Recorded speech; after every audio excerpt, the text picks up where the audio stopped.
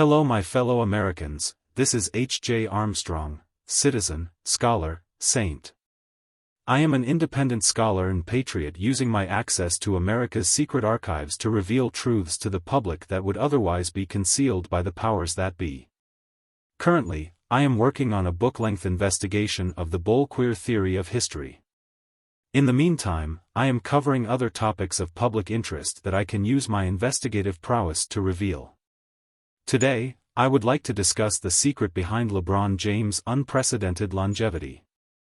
Never before has an NBA player managed to play at all-star level for 21 seasons and counting. All of this demands an explanation, since it is clear that whatever techniques are prolonging LeBron's basketball greatness could be immensely useful to the American public as a whole. The truth, as it turns out, is that LeBron is utilizing a medical technique which was in vogue a century ago before it was unfairly demonized by the mainstream media. Today, I will reveal that those who call LeBron James the GOAT of basketball are right, just not necessarily in the sense that he is the greatest of all time. Rather, it turns out, LeBron James almost certainly owes much of what he has accomplished to a GOAT. Allow me to explain.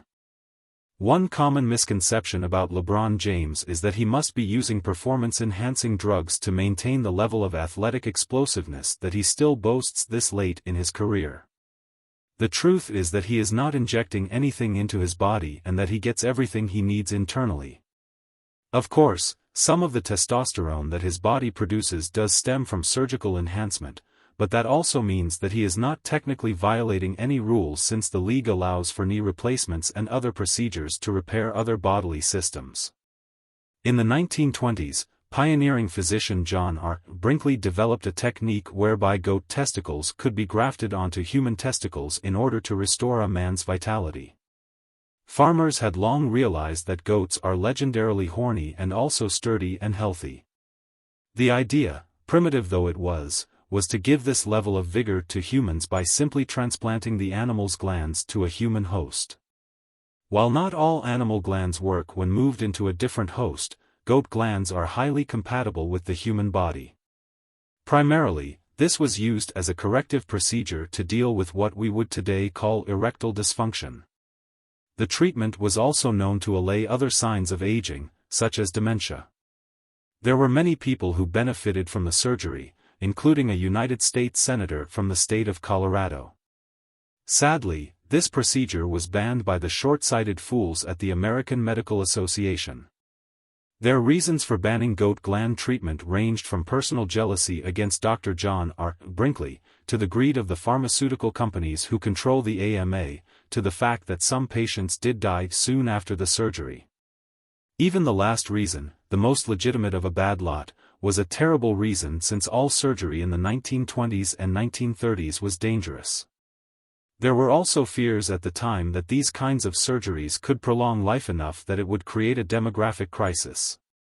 Further research, however, has revealed that while the procedure cannot help men achieve biblical old age, it can improve testosterone levels, athleticism, and male sexual performance dramatically.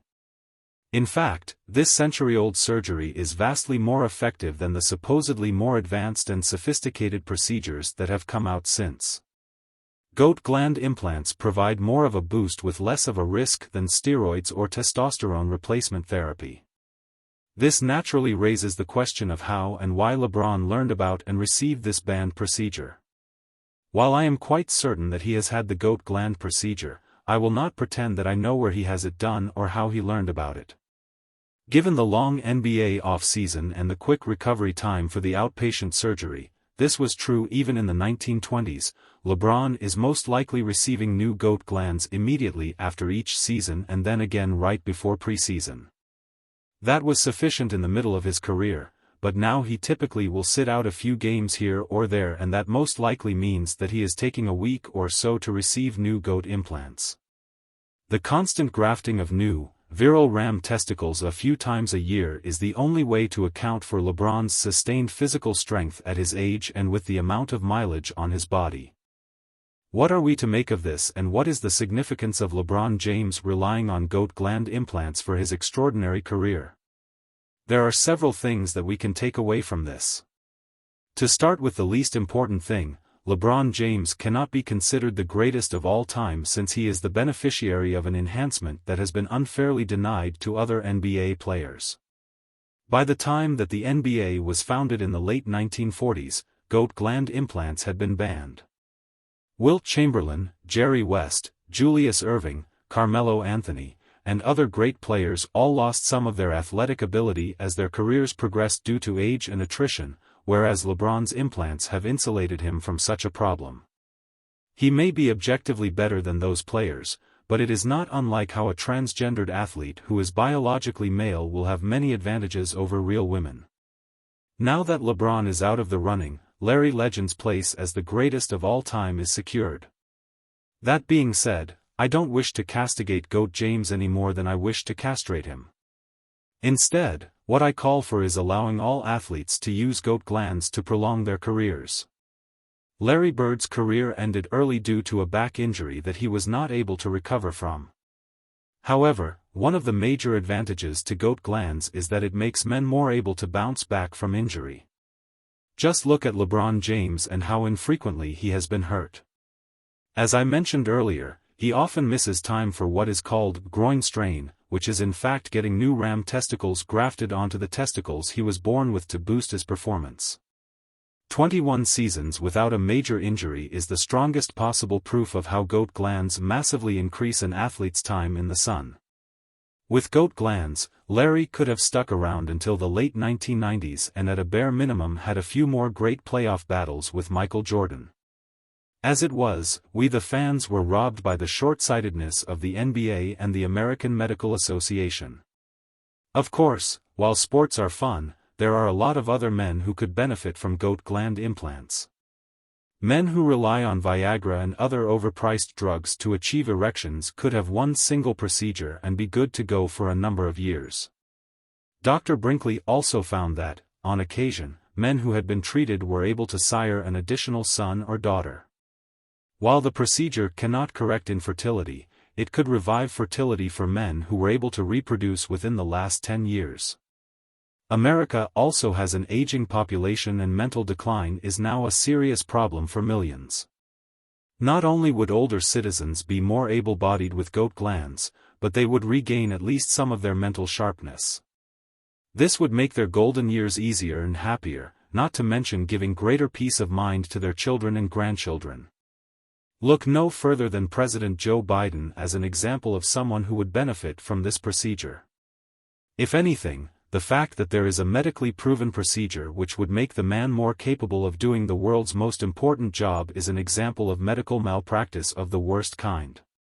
By contrast, Trump is not much younger and yet he is vastly quicker on the uptake. I don't know if Mr. Trump is currently using goat glands, but I know that he would not hesitate to make use of this procedure if he knew that it was in the best interest of the country.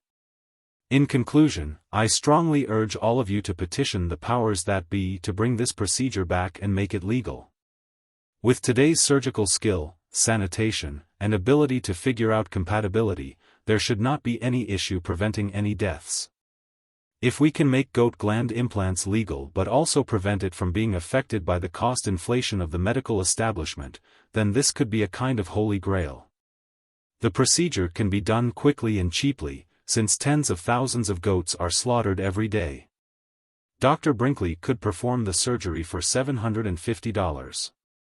Today, I can imagine the cost being not much more with the vast majority of the expense being the pay provided to the surgeon and surgical nurse. Re-electing Donald Trump is important to making America great again, but there are other things that we the people can do to help our country. Write your congressman, the Surgeon General, and the American Medical Association to correct this grave miscarriage of the scientific review process. Restoring goat gland therapy is a prime example of what we can do to fight the power and improve people's lives. This has been H.J. Armstrong. Thank you for listening and please let me know if you have any questions about goat gland science.